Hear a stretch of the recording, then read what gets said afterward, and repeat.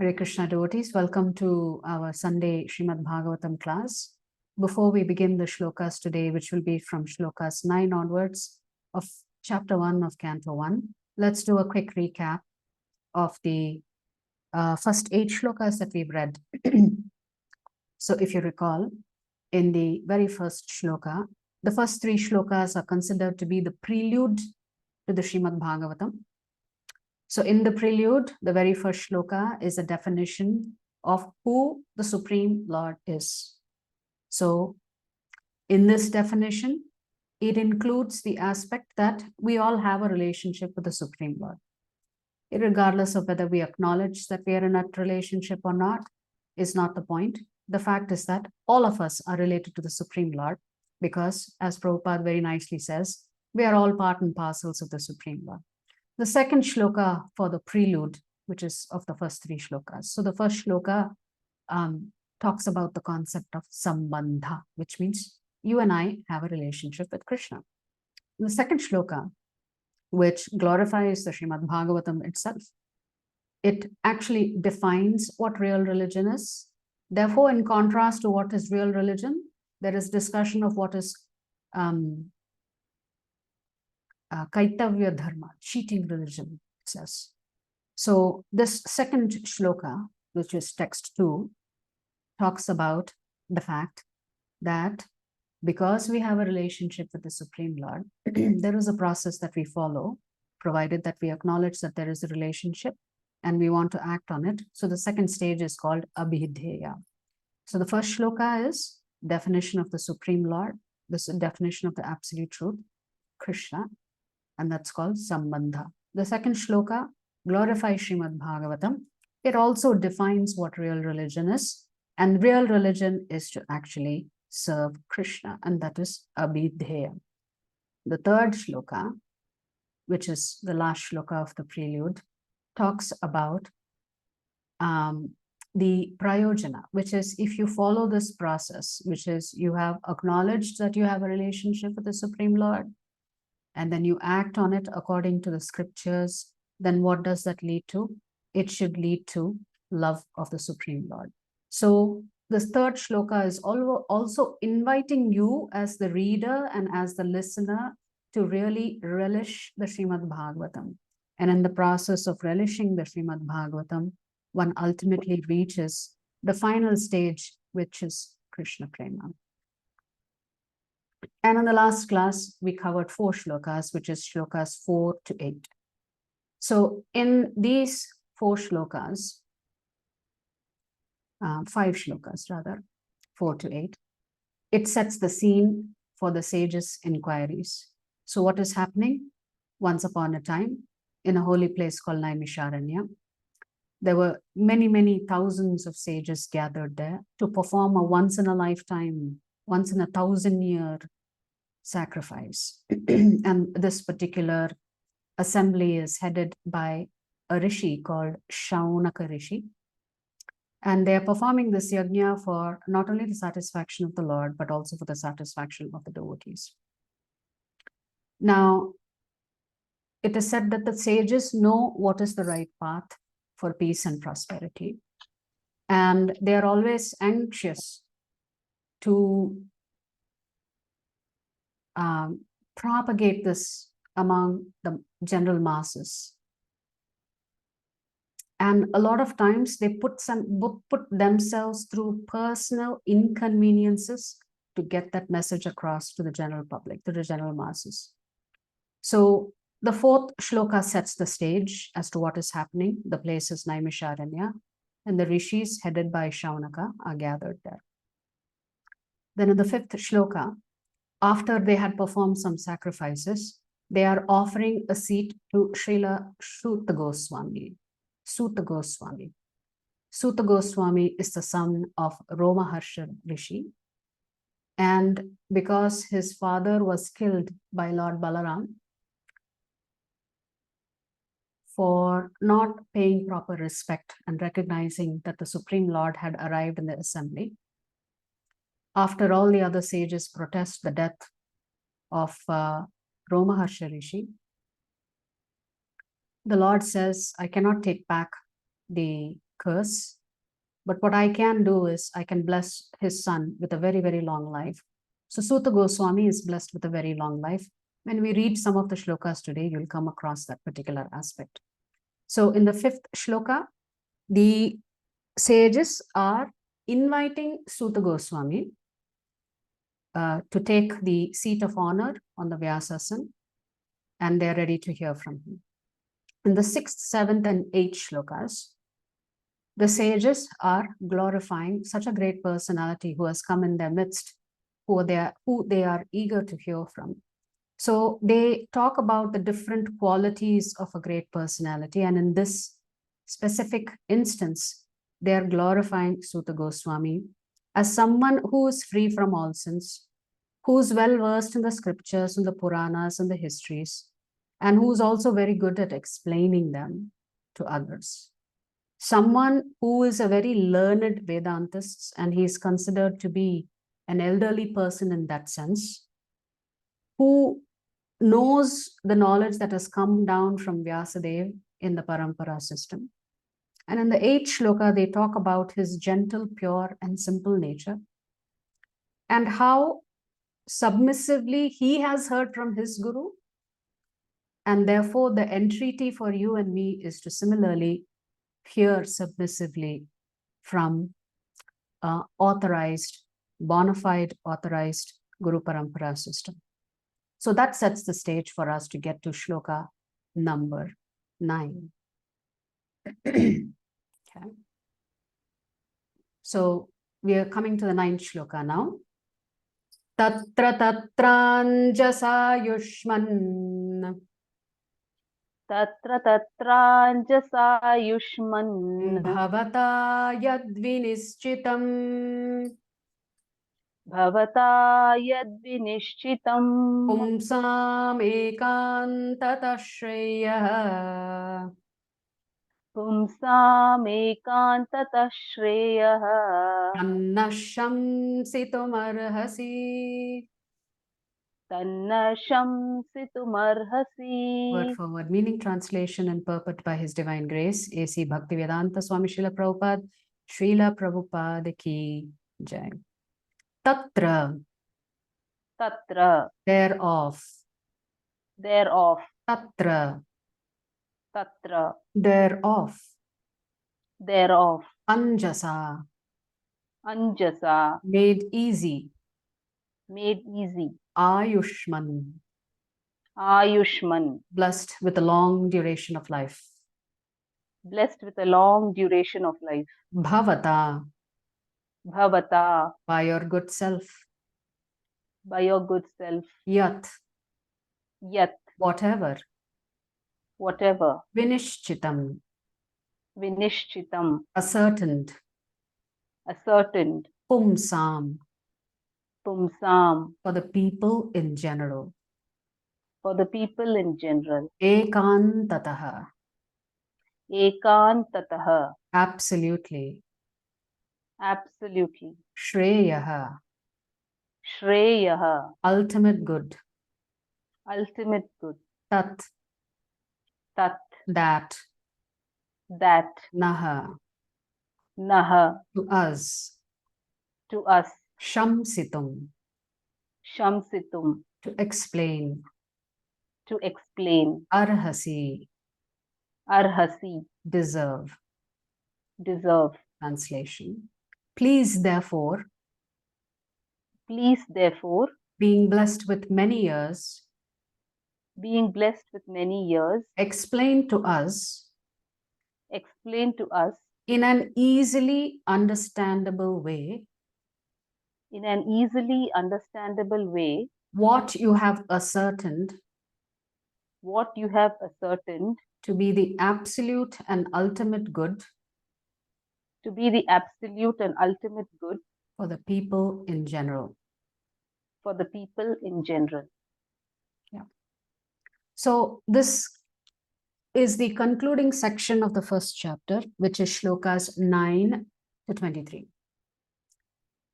In these shlokas from 9 to 23, the sages are going to pose those 6 questions. Okay, it doesn't say take that many shlokas to pose the 6 questions, because in between they are explaining themselves and they are also glorifying the Lord. But the 6 questions that they pose to Suta Goswami are contained in these shlokas from 9 to 23. So the first question is here in shloka 9. So we'll read the purport and then we'll try and understand why are they asking this question. Prabhupada writes, in Bhagavad Gita, worship of the Acharya is recommended. The Acharyas and Goswamis are always absorbed in thought of the well-being of the general public, especially their spiritual well-being.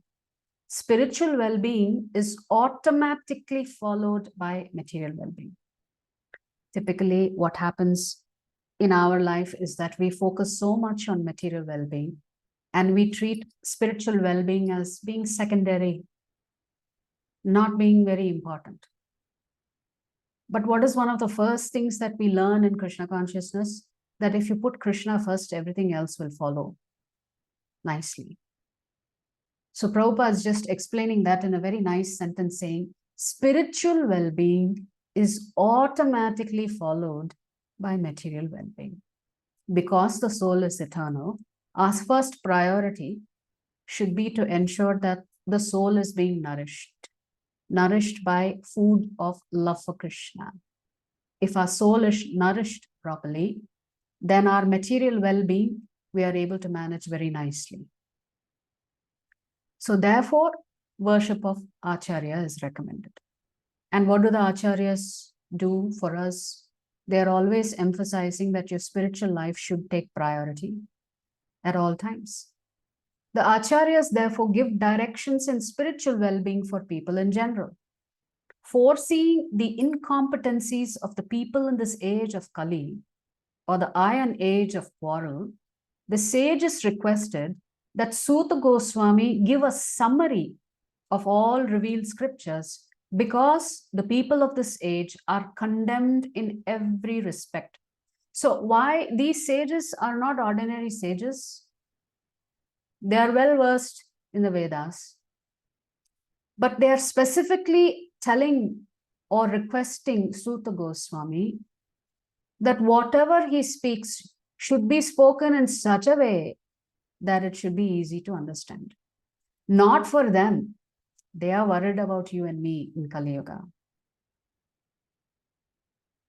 So they are asking, this is their first question. The first question is, can you tell us in a very simple, lucid manner, what is it that people should do in Kali Yuga that's going to be for their ultimate good?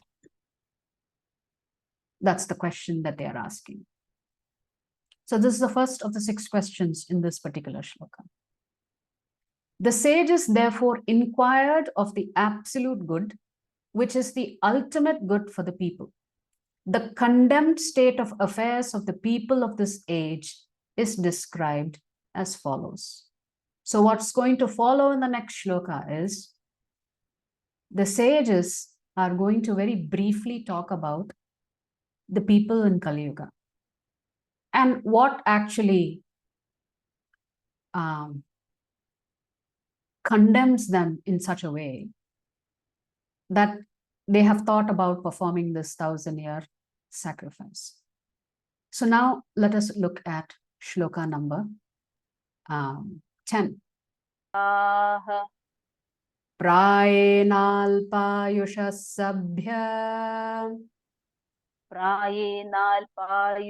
sabhya kalavasmin yuge janah mandha sumandamatayah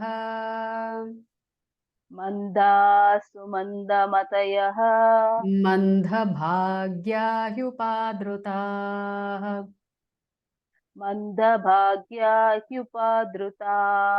Word for word meaning, translation and purport by His Divine Grace A.C. Bhaktivedanta Swami Srila Prabhupada. Srila Prabhupada ki jai. Prayena. Almost always. Alpa. Meager. Ayushaha, Ayushaha, duration of life.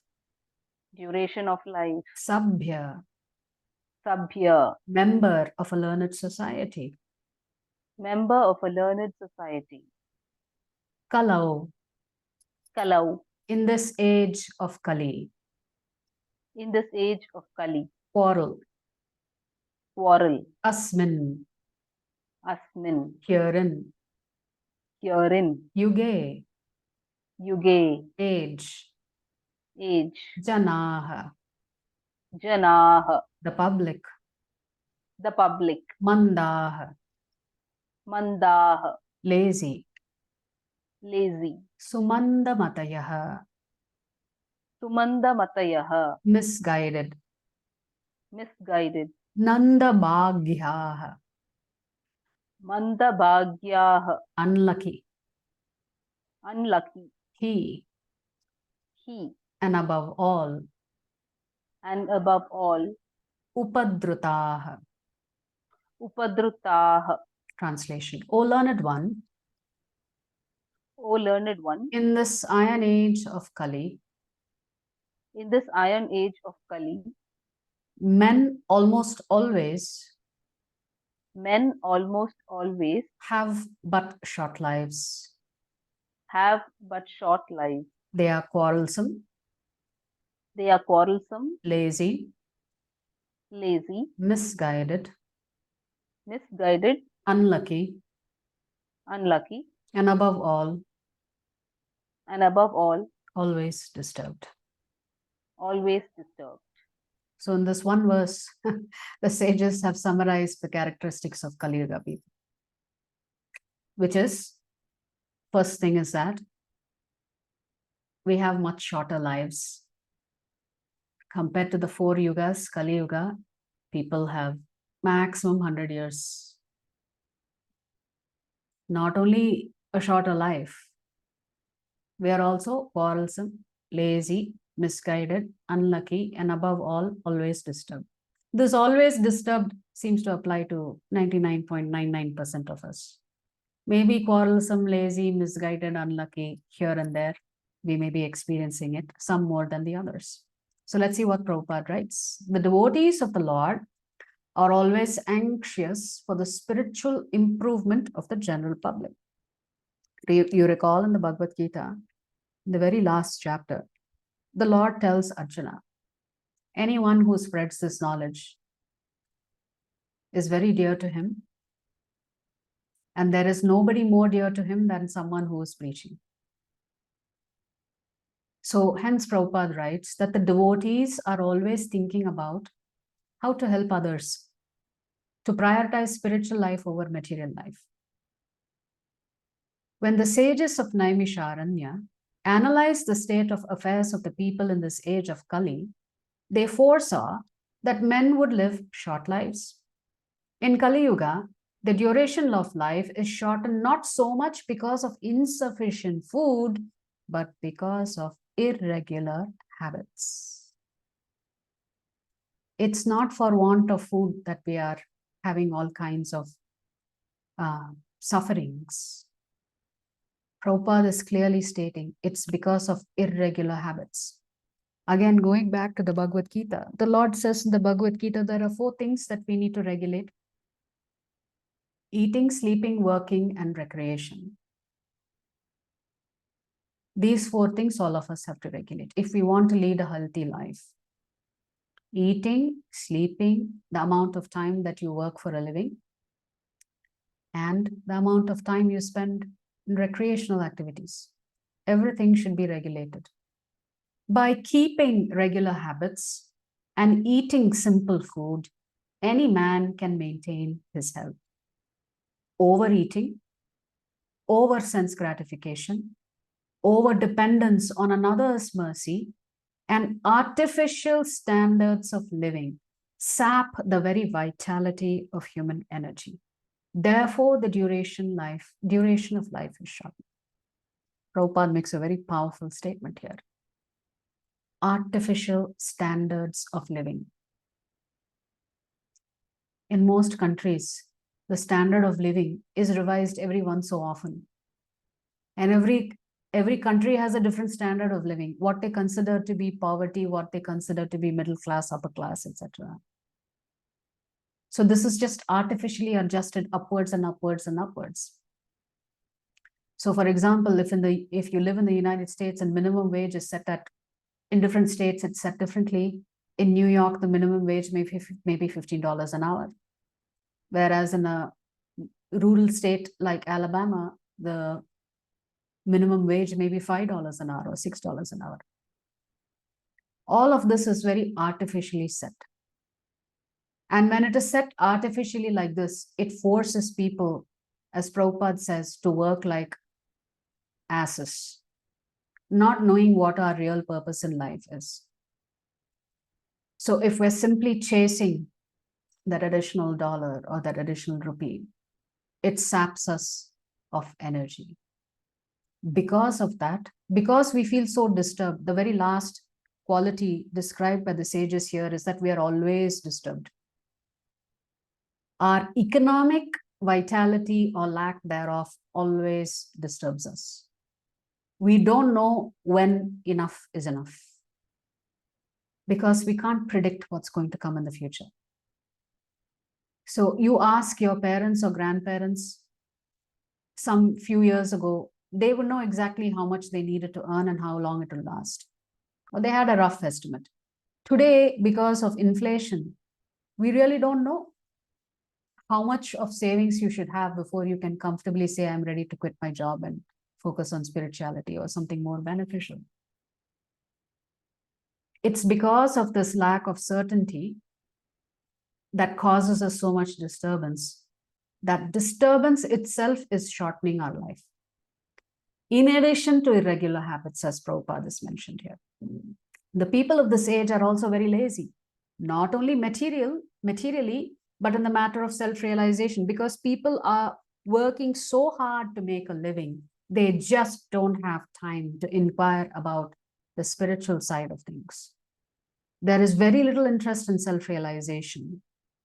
The preachers know this. When we go out to preach, when we ask people to sign up for Bhagavad Gita class or come and attend class, if it is free, we will serve you prasadam. Many people will say, no, thank you.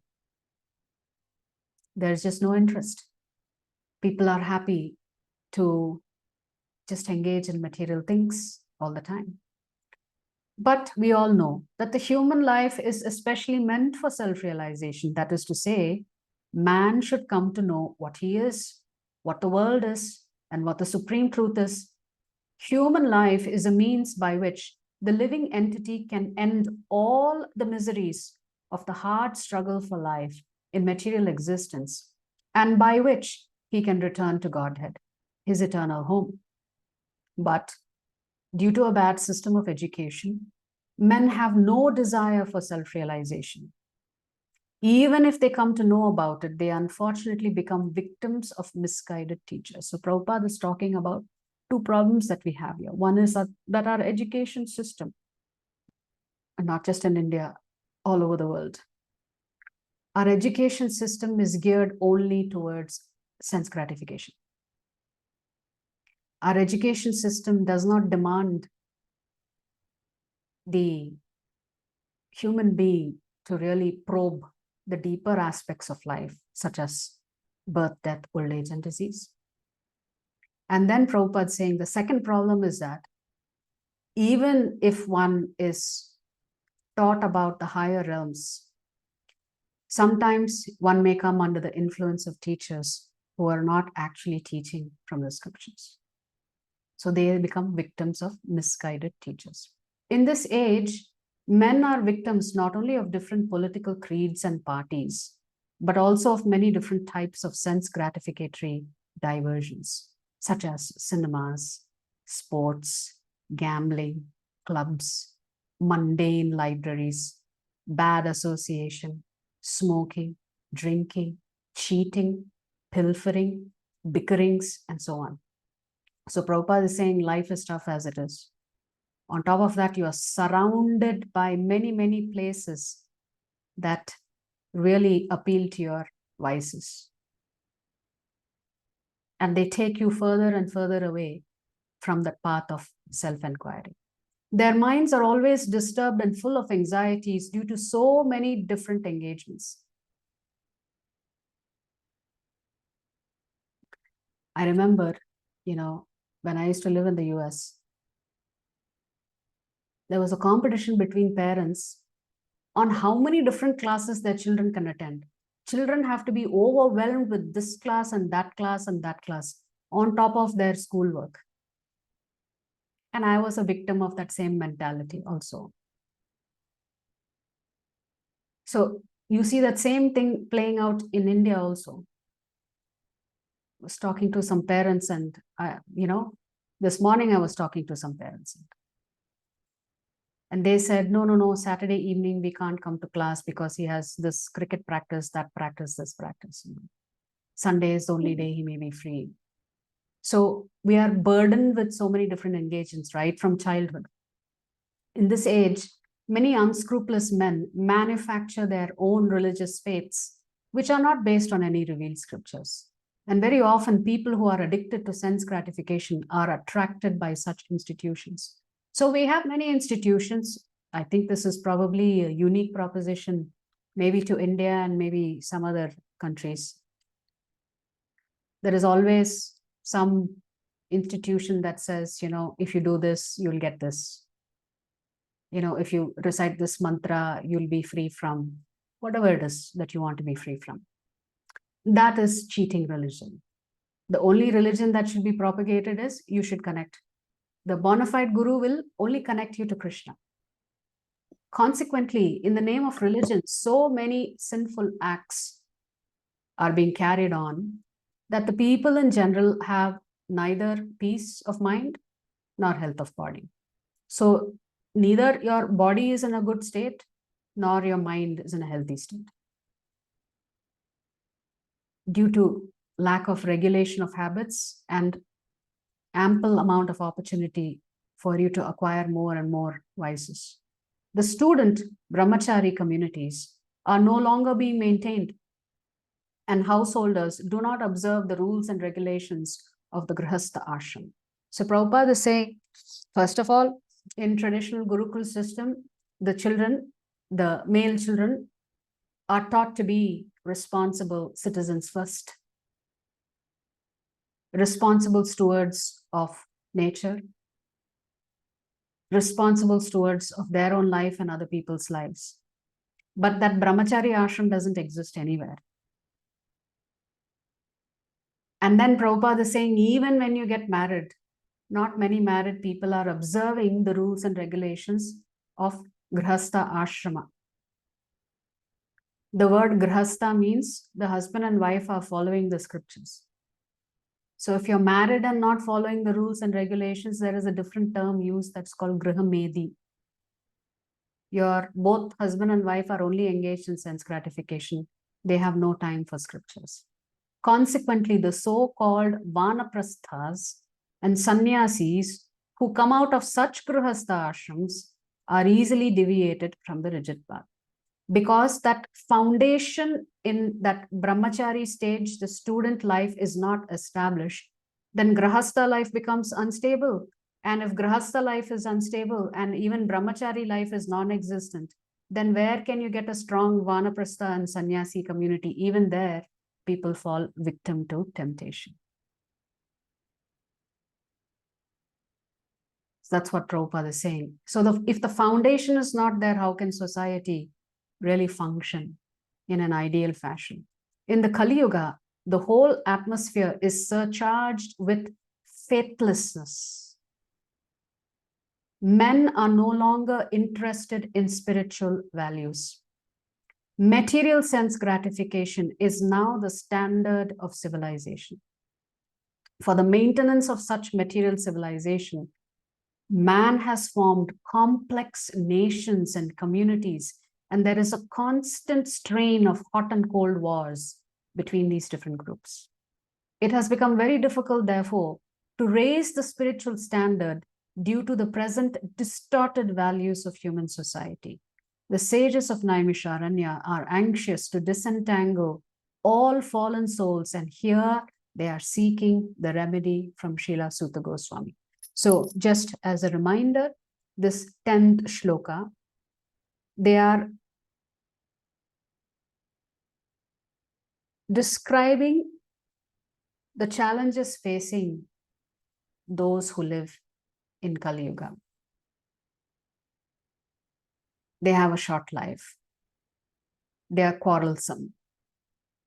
They are always disturbed. And they're asking, what's the solution for such a condition of human society?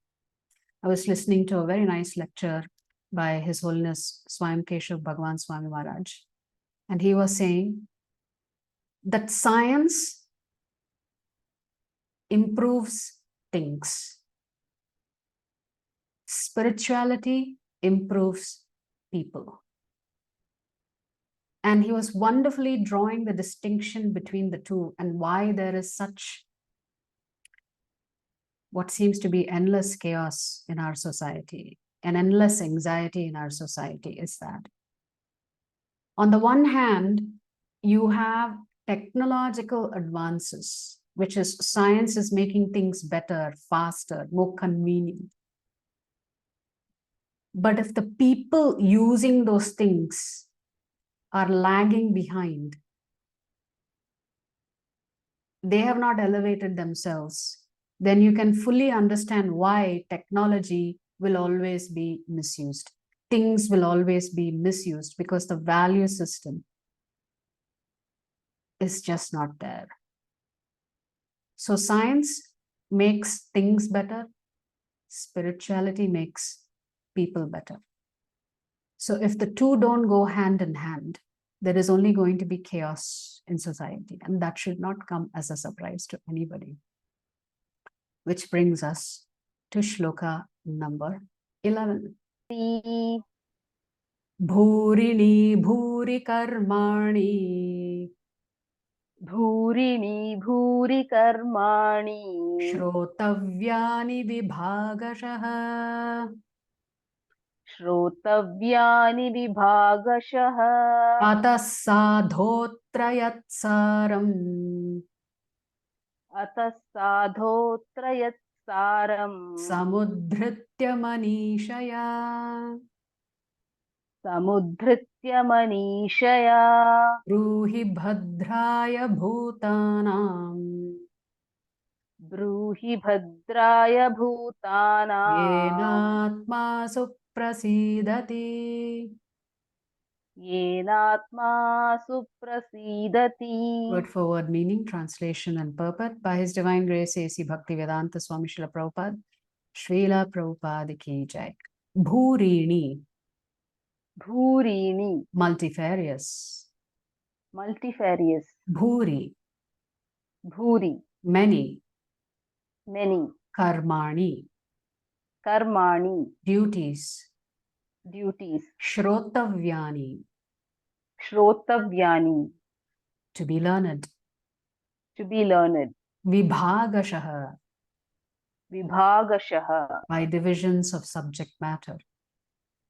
by divisions of subject matter. Ataha, Ataha, therefore. therefore. Sadho, Sadho, O sage. O sage. Atra, Atra, herein. herein. Yat, Yat, whatever. whatever. Saram, Saram, essence. essence. Samudhritya, Samudhritya, by selection. by selection. Manishaya, Manishaya, to the best of your knowledge. to the best of your knowledge. Bruhi, Bruhi, please tell us. please tell us. Bhadraya, Bhadraya, for the good of. for the good of. Bhutanam, Bhutanam, the living beings. the living beings. Yena, Yena, by which. by which. Atma, Atma, the self. the self. Suprasidati, Suprasidati, becomes fully satisfied. becomes fully satisfied. Translation. There are many varieties of scriptures, There are many varieties of scriptures, and in all of them, and in all of them, there are many prescribed duties, there are many prescribed duties, which can be learned only after many years of study which can be learned only after many years of study in their various divisions. in their various divisions. Therefore, O sage, Therefore, O sage, please select the essence of all these scriptures please select the essence of all these scriptures and explain it for the good of all living beings. and explain it for the good of all living beings, That by such instruction, that by such instruction, their hearts may be fully satisfied. their hearts may be fully satisfied. So, in the previous shloka, there was a description that says the Kali Yuga people are quite condemned. In the shloka earlier to that, we heard the first question. The first question was, tell us what is the ultimate good for people in general. Here, they are connecting it to the previous shloka, which is shloka number 10. Because we don't have a long life, therefore, we don't have time to study all the Vedic scriptures in details and follow all the prescribed duties. It's not possible for the Kali Yuga Vasis to do that. One is we have a short life. Two is we don't have very good intelligence. We don't have very good memory. We're always quarrelsome. We're always disturbed. So in such a condition, how can we really follow the Vedic scriptures? How can we really study the Vedas? So what's their second question? The second question is, you tell us what is the essence of all the scriptures and explain this essence for the good of the Kali Yuga Vasis, such that just by hearing this, these instructions, the essential instructions, if you describe from the Vedic scriptures, maybe the hearts of the Kali Yuga Vasis will be satisfied. Otherwise, not only are you working hard for a living, then suddenly you are thinking even spirituality seems like a tough road. There's so much to do. There's so much to remember. There are so many do's and don'ts. I just can't abide by them. So make it simple and easy so that the Kali Yuga Vasis are attracted to this instruction. And by following the instruction, they can be fully satisfied. Prabhupada writes, Atma or self is distinguished from matter and material elements.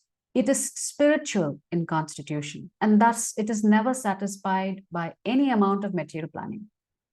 So no matter how much money you have, how beautiful a wife or how handsome a husband or how wonderful children, the soul is never satisfied by anything that is extraneous. So spirituality is an inner journey. It's not an external journey. It's going deep within you to understand who you are and what's your relationship with all those who surround you and your relationship with the ultimate source. So no matter what you do, what accomplishments you have materially, the soul is never going to be satisfied by that. The soul is only going to be satisfied if you are connected to Krishna. That's the simple solution. All scriptures and spiritual instructions are meant for the satisfaction of this self or Atma. So all the scriptures exist. Ultimately, the essence of the scriptures is how do you satisfy the soul? There are many varieties of approaches which are recommended for different types of living beings in different times and at different places. So the scriptures are so vast that the scriptures don't all apply to just Kali Yuga. The scriptures also encompass what is meant for Satyuga, Treta Yuga, and Dwapara Yuga. So for different types of living beings at different times and at different places. So there is so much variety in the scriptures. How do you know which to follow as per time, place, and circumstance? Consequently, the numbers of revealed scriptures are innumerable. As many varieties of people there are, that many varieties of scriptures are there to accommodate different levels of intelligence, different levels of readiness, different levels of faith. There are different methods and prescribed duties recommended in these various scriptures. Taking into consideration the fallen condition of the people in general in this age of Kali, the sages of Naimisharanya suggested that Sri Suta Goswami relate the essence of all such scriptures, because in this age, it is not possible for the fallen souls to understand and undergo all the lessons of all these various scriptures in a Varna and Ashrama system. So Prabhupada is explaining the reason why the sages are saying, just give us the essence, that's enough. It's not that it's enough for us. That should be enough for the Kali Yuga people. It should satisfy them. It should motivate them. It should encourage them. It should push them forward on this path of spirituality. Don't get into complexities. The Varna and Ashrama society was considered to be the best institution for lifting the human being to the spiritual platform. But due to Kali Yuga, it is not possible to execute the rules and regulations of these institutions. Nor is it possible for the people in general to completely sever relations with their families as the Varnashrama institution prescribes. At some point in time, the Varnashrama says that you have to give up your family once your children are married. The parents need to move out and move into the forest. But then, once your children are married and have children, then your parents get very attached to the grandchildren and want to live a little longer because of that. But as if you follow strictly, once you have grandchildren, you should move out. The whole atmosphere is surcharged with opposition. And considering this, one can see that spiritual emancipation for the common man in this age is very difficult. The reason the sages presented this matter to Sri Suta Goswami is explained in the following verses. So that will take us to verse number 12. Suta janasi bhadram te. Suta janasi bhadram te. Bhagavan satvatam patihi. Bhagavan satvatam patihi. Devakyam vasudevasya. Devakyam vasudevasya. Jato yasya chikirshaya. Jato yasya chikirshaya. Word for word meaning, translation and purport by His Divine Grace, A.C. Bhaktivedanta Swami Srila Prabhupada, Srila Prabhupada Ki Jai. Suta. Suta. O Suta Goswami. O Suta Goswami. Janasi. Janasi. You know. You know. Bhadram te. Bhadram te. All blessings upon you. All blessings upon you. Bhagavan. Bhagavan. The personality of Godhead. The personality of Godhead. Satvatam. Satvatam. Of the pure devotees. Of the pure devotees. Patihi. Patihi. The protector. The protector. Devakyam.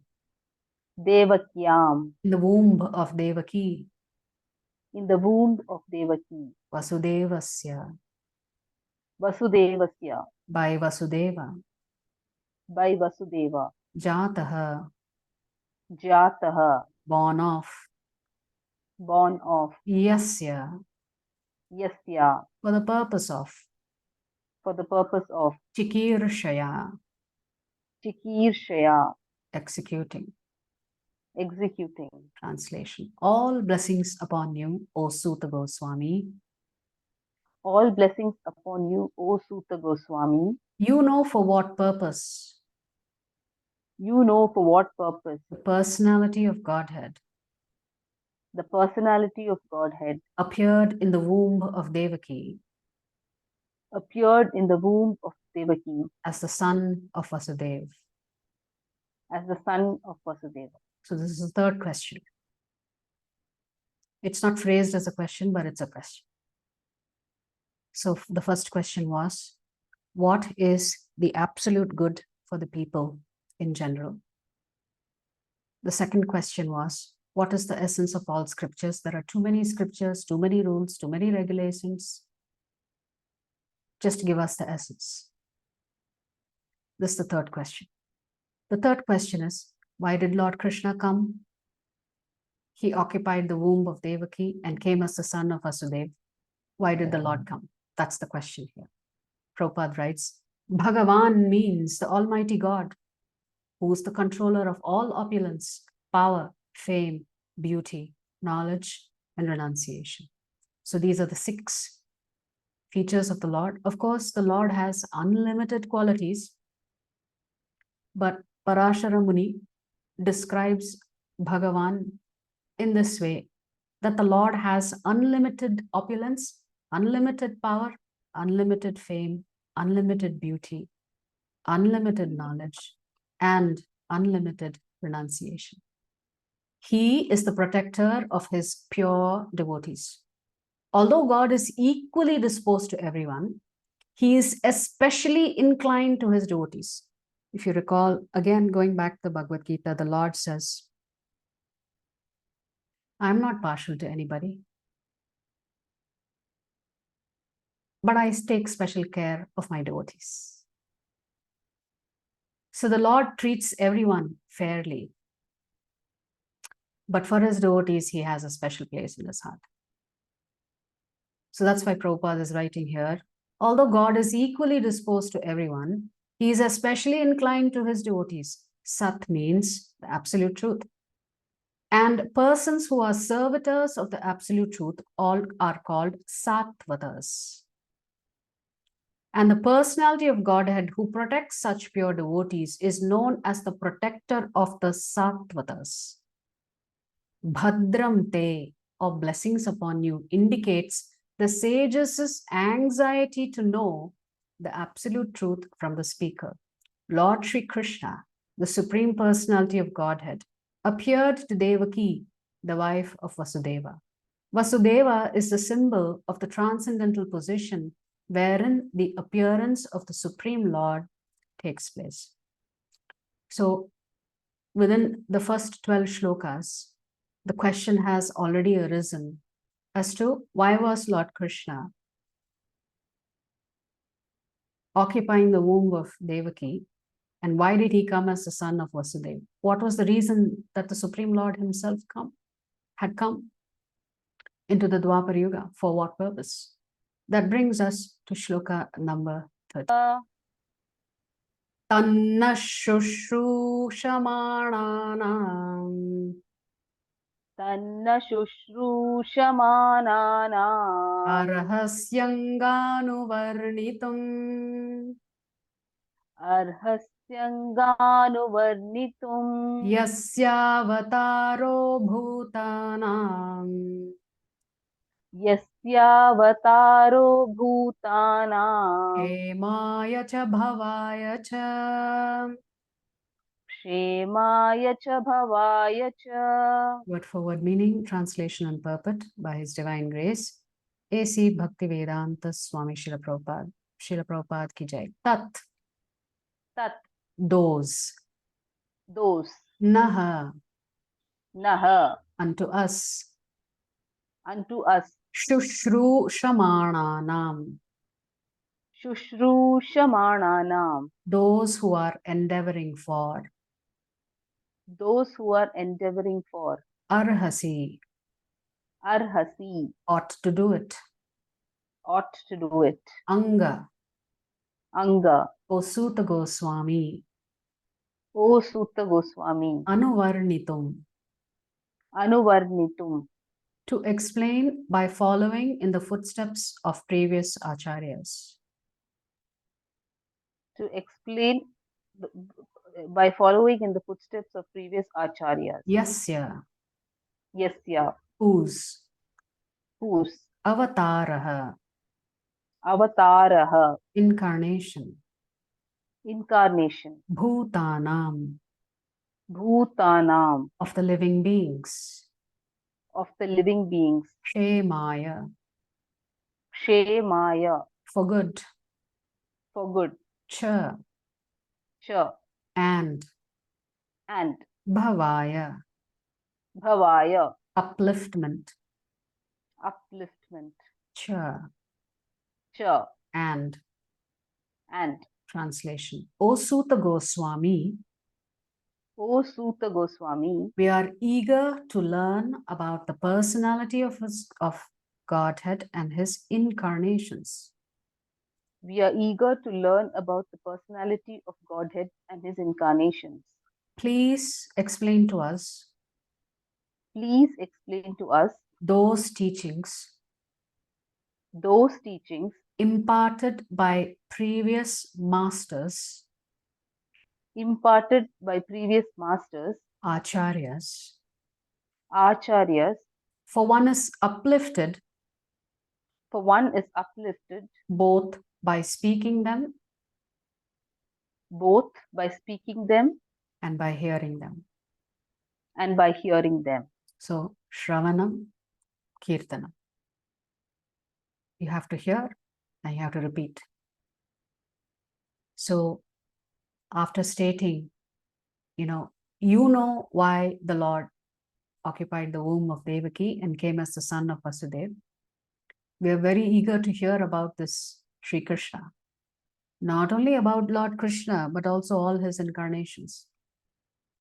And then, what are they indicating? They are saying, but we want to hear what the previous acharyas have said, because that's how you have also learned.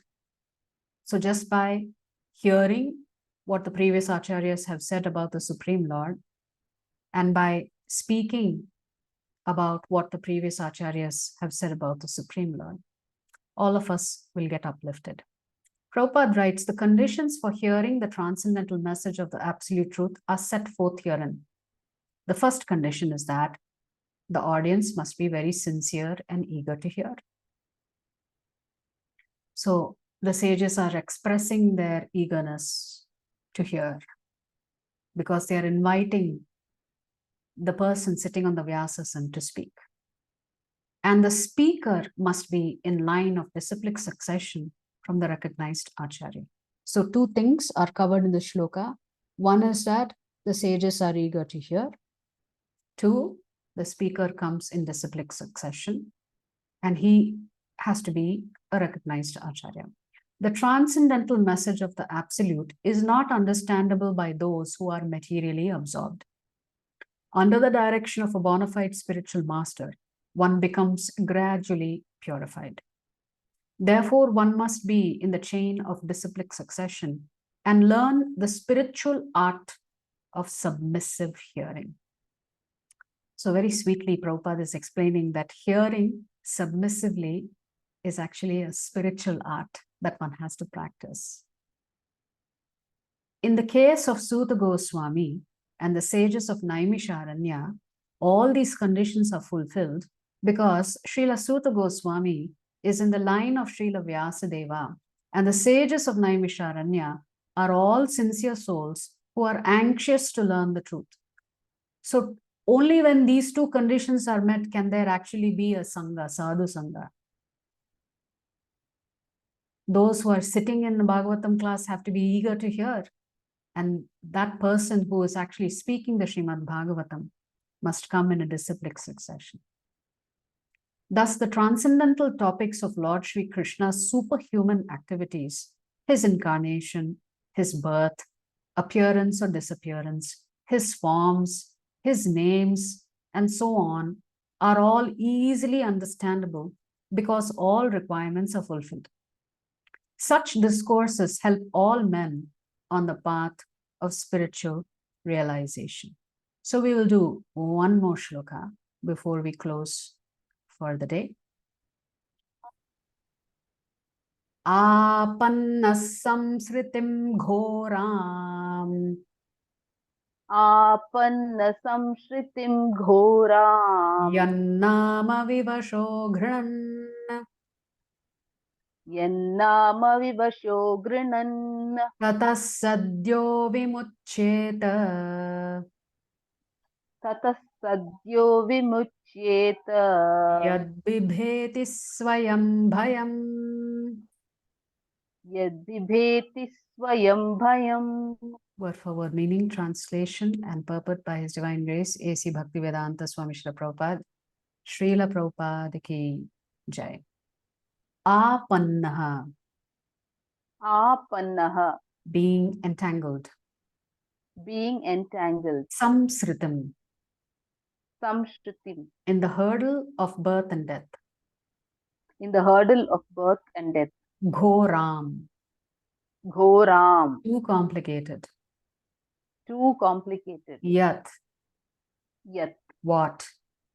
what? Nama, Nama, the absolute name. the absolute name. Vivashaha, Vivashaha, unconsciously. unconsciously. Ghranan, Ghranan, chanting. chanting. Tataha, Tataha, from that. from that. Sadhyaha, Sadhyaha, at once. at once. Vimuccheta, Vimuchyeta, gets freedom. gets freedom. Yat, Yat, that which. that which. Bibheti, Vibheti, spheres. fears. Swayam, Swayam, personally. personally. Bhayam, Bhayam, fear itself. fear itself. Translation. Living beings Living beings who are entangled in the complicated meshes of birth and death who are entangled in the complicated meshes of birth and death can be freed immediately can be freed immediately by even unconsciously chanting the holy name of Krishna. by even unconsciously chanting the holy name of Krishna, which is feared by fear personified. which is feared by fear personified. So in the previous shloka, the sages have expressed their eagerness to hear and have also clearly indicated that Suta Goswami is coming in a bona fide parampara system, and therefore he should speak about Lord Krishna. So here they are glorifying just saying the holy name of the Lord can release you from all kinds of entanglements. So materially entangled living beings can be immediately. It's not at some point in the future. Immediately you can be freed by even unknowingly chanting the holy name of the Lord. Chanting the holy name of the Lord, even fear personified, fears the chanting of the holy name of the Lord. Prabhupada writes, Vasudeva, or Lord Krishna, the absolute personality of Godhead, is the supreme controller of everything. There is no one in creation who is not afraid of the rage of the Almighty. Great asuras like Ravana, Hiranyakashipu, Kamsa, and others, who are very powerful living entities, were all killed by the personality of Godhead. And the Almighty Vasudeva has empowered his name with the powers of his personal self. So you would hear Prabhupada frequently write in his purports and in his lectures, he would state, there is no difference between Lord Krishna and his name. So when you're chanting the name of Krishna, Krishna is there present with you because the Lord has vested all his powers in his name. Everything is related to him and everything has its identity in him. It is stated herein that the name of Krishna is feared even by fear personified. This indicates that the name of Krishna is non-different from Krishna. Therefore, the name of Krishna is as powerful as Lord Krishna himself. There's no difference at all. Anyone, therefore, can take advantage of the holy names of Lord Shri Krishna, even in the midst of the greatest dangers. The transcendental name of Krishna, even though uttered unconsciously or by force of circumstances, can help one obtain freedom from the hurdle of birth and death. So the verses that we covered so far are that in the 9th verse, the sages have asked, what is the absolute and ultimate good for the people in general? Then in the 10th shloka, they have described what is it that is ailing the Kali Yuga Vasis. They have described the Kali Yuga Vasis in very stark terms as being very unfortunate and condemned. In the 11th shloka, they have asked their second question. There are many, many scriptures, too many rules and regulations to follow. Just tell us what is the essence that should be followed. In the 12th shloka, they have asked or set the stage to ask, why is Lord Krishna appearing as the son of Vasudev and in the womb of Devaki? In the 13th verse, the sages have expressed their eagerness to hear, and they've also identified again that Suta Goswami is the ideal person to hear from because he comes in the Parampara system. And here in the 14th shloka, they are glorifying that just chanting the names of the Lord, even if one does it unconsciously or out of habit, one can eliminate or distance themselves from the greatest dangers in life.